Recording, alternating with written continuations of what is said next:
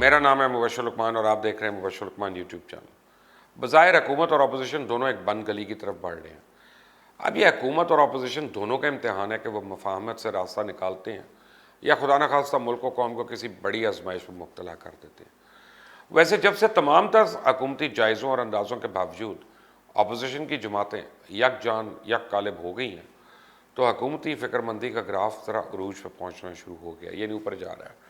इसलिए कि शायद हुकूमत ने अपोजिशन के ख़िलाफ़ आप देखें कि धमकियों का सिलसिला एक तेज़ कर दिया, और कुछ ऐसे हुकूमती वज़रा जो हर हुकूमत का हिस्सा होते हैं, हर हुकूमत का, वो उनकी तरफ से बात धमकियों से हटकर मशवरों तक भी पहुँच गई है कि अपनी एहतजाजी तहरीक 3 माह तक मौखर कर दें, क्योंकि वबा का ख़तरा है, कोविड का ख़तरा है, वो आ जाएगी तो स्मार्ट लॉकडाउन हो जाएगा, तो फिर आपकी वो रह जाएगी। अब पाकिस्तान में पार्लियामेंट और जमहूरियत का मुस्तकबिल जो है ना, वो हमेशा ख़तरे में ही रहा है, और ख़तरात का खेल एक मरतबा फिर शुरू हो चुका है। ये 1970 से शुरू हुआ, 1985, 1988, 1990, 1993, 1996, 1997, 2008, 2013 और फिर 2018 के इलेक्शन के बाद के हालात देख लें। आपको ऐसा लगेगा कि हिस्ट्री बार बार अपने आप को दोहरा रही है। History is repeating itself.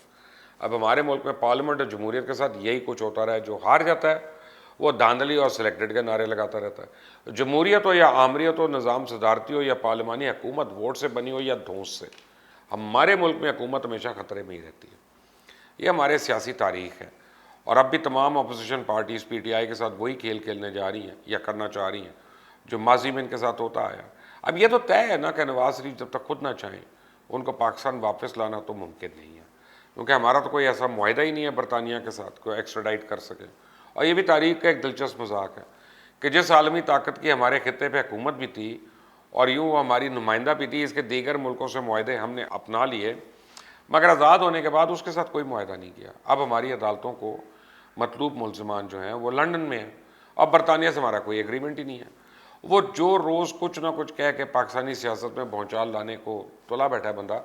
और ये भी सच है कि हुकूमत लाख तावीलें कर ले, लेकिन वो इस इल्ज़ाम से नहीं बच सकते कि आखिरी हुक्म नवाज शरीफ को लंदन भेजने का हुकूमत और काबीना ने दिया, वो तो किसी और ने नहीं दिया। और एक हवाले से शरीफ ख़ानदान सारे का सारा लंदन में या जेल में, मुकदमे जारी हैं। हर रोज़ मीडिया पे जो कुछ होता है वो किसी से ढका छुपा तो है नहीं, लेकिन ये भी बात पोशीदा नहीं कि उन्होंने अपनी सियासी हुक्मरानी की भाग दौड़ अपने किसी दामाद को नहीं बल्कि अपनी बेटी को दी। दामाद के होते हुए बेटी को तरजीह देना शख्सी और ख़ानदानी हुक्मरानी का मुँह बोलता सबूत है। उनकी पार्टी में बहुत से काबिल, मंजे हुए और तजुर्बेकार सियासतदान हैं जिनकी काबिलियत और कुर्बानियों पर किसी को शक नहीं है, और उनकी मौजूदगी में बेगम सफदर को मरियम नवाज़ कह के पुकारना, पार्टी की क़यादत उनके हवाले करना, दावा करना कि हम जमहूरी पार्टी हैं, एक अजीब और गरीब सा मजाक है। इसलिए तो मैं कहता हूँ अगर किसी को जमहूरी हुस्न या जमहूरियत मरियम नवाज़ या बिलावल जरदारी की ज़ात में नज़र आती है तो प्लीज़ दोबारा से सोचें। पाकिस्तानी मीडिया के दर्जनों न्यूज़ चैनल्स को ही देख लें।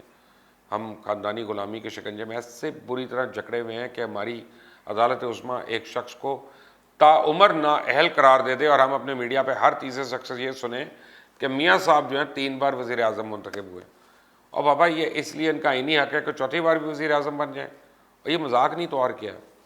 नवाज शरीफ साहब और उनके ख़ानदान के सारे मर्दों पर करप्शन के जो इल्ज़ामात लगाए हैं, अगर वो झूठे हैं तो इस झूठ का पर्दा तो 2018 के इलेक्शन में चाक हो चुका था, लेकिन हम फिर भी इस ख़ानदानी जमहूरियत के बुराई में मुब्तला हैं। मेरा सवाल है, क्या वोट को इज़्ज़त सिर्फ नवाज शरीफ को चौथी बार वज़ीर आज़म बनवा कर या शरीफ ख़ानदान की किसी शख्स को हुकूमत दिलवा कर दी जा सकती है?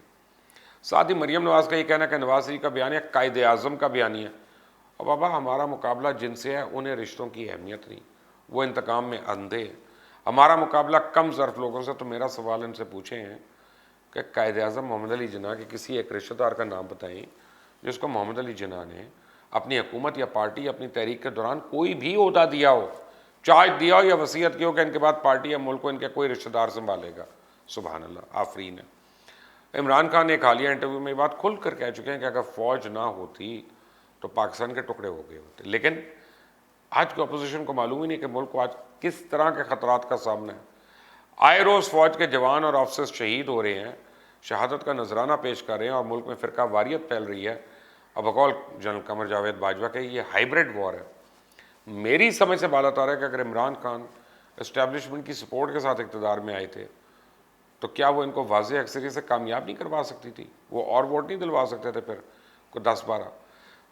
अपोजिशन की जानिब से सरेआम ये ढंडोरा पीटे जाना कि वज़ीर-ए-आज़म इलेक्टेड नहीं सिलेक्टेड हैं, ये जमहूरियत समेत इन तमाम इदारों जिनमें आला अदालतों से लेकर सिक्योरिटी पर मामूर इदारे और इलेक्शन कमीशन भी है, जिनकी निगरानी में 2018 के इलेक्शन हुए, अपोजिशन को क्या चलती है कि विकास मुद्दा नाकाम शुदा रवायती इत्तेहाद बनाकर मैदान में आ गई।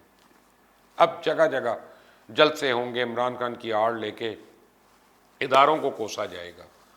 और इन हालिया जलसों जिनका आगाज़ 16 अक्टूबर को गुजरांवाला से होने वाला है, अगर फ़ौज को मुखातिब करके ये नारा लगाया गया कि इमरान खान नियाज़ी को क्यों लाए, तो क्या पाकिस्तान की जंग सही नहीं होगी? और अगर अपोजिशन 2021 में सेनेट के इलेक्शन से खाइफ है और इनको मुलतवी कराने की प्लानिंग कर रही है, तो एक गैर जमहूरी हरकत होगी। वही अपोजिशन जो जमहूरियत का लाग लापती है, उस पर लाजिम है कि भाई 2.5 साल वेट कर लो। और दूसरी जानब अगर हुकूमत ने अपोजिशन को इंतज़ामी हथकंडों से रोकने की कोशिश की, पुलिस का इस्तेमाल किया, ब्यूरोक्रेसी को आगे किया, तो फिर सियासत का अल्लाह ही हाफिज़ है। इसका नतीजा ना पहले अच्छा निकला और ना आगे निकल सकता है।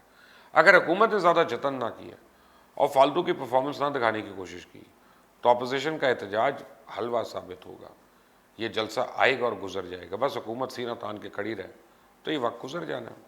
साथ ही हुकूमत की नाअहलियाँ एक तरफ, मगर एक क्रेडिट इमरान खान को ज़रूर जाता है कि हुकूमत बेवकूफ़ लगे या फिर ना तजुर्बेकार, मगर सच तो यही है ना कि हर कोई अपने मफाद का पक्का होता है।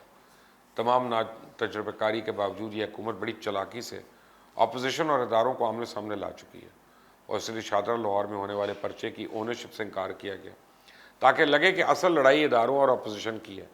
हुकूमत तो ऐसी किसी लड़ाई में शरीक ही नहीं है। हुकूमत की इस चालाकी में अपोजिशन भी मदद कर रही है, क्योंकि खुद भी कह रही है कि हमारी लड़ाई हुकूमत से नहीं बल्कि हुकूमत को लाने वालों से। मगर जो तहरीक इंसाफ के लिए सीखने वाली चीज़ है वो ये है कि अपोजिशन में भी सियासतदान है, वो पैंतरा बदल सकते हैं कि हमारा मुकाबला इदारों के साथ नहीं, एक हफ्ते के लिए न्यूट्रल हो जाएंगे, फिर असल मुकाबला हुकूमत और अपोजिशन का ही होना है। इसलिए नून लीग ने पाकिस्तान डेमोक्रेटिक मूवमेंट का पहला जलसा गुजरांवाला में बहुत सोच समझ कर रखा है, क्योंकि ये शहर मुस्लिम लीग नून का गढ़ है और इस इलाके की सारी नशिस्तें नून लीग के पास हैं। असल इम्तिहान लोगों को बाहर निकलने पर आमादा करना और उस दिन जलसे को आबाद करना होगा। कहा जा रहा है कि लाहौर गुजरांवाला में बाज़ अफसरों की तैनाती इसलिए की गई कि वो जलसे और जुलूसों को मौसर और ठोस अंदाज में रोक सकेंगे या महदूद कर लेंगे। और दूसरी तरफ नून लीग के लिए गुजरांवाला के जलसे का एक टेस्ट केस है। उनके गढ़ में जलसा अगर कमज़ोर हो गया तो अपोजिशन के सारे एहतजाजी प्रोग्राम पर उसका मनफी असर पड़ेगा, और अगर जलसा कामयाब हुआ तो ज़ाहिर है इसका सियासी पैगाम तो अपोजिशन के हक़ में जाएगा। तो फ़िलहाल मेरी एडवाइस हुकूमत वक्त को तो ये है कि अपोजिशन को पॉलिटिकली एंगेज करे, पॉलिटिकल डिस्कोर्स में लेके आए, उनके साथ बातचीत, उनके साथ राब्ते, back door, front door, open door, ये सब जो है ना ये बैक वक्त शुरू करें और इसमें देर ना करें, क्योंकि अपोजिशन और हुकूमत के टकराव में या इस तकरार में नुकसान सिर्फ जमहूरियत का होगा या अवाम का होगा। सोचने की बात है। Until the next time, Allah.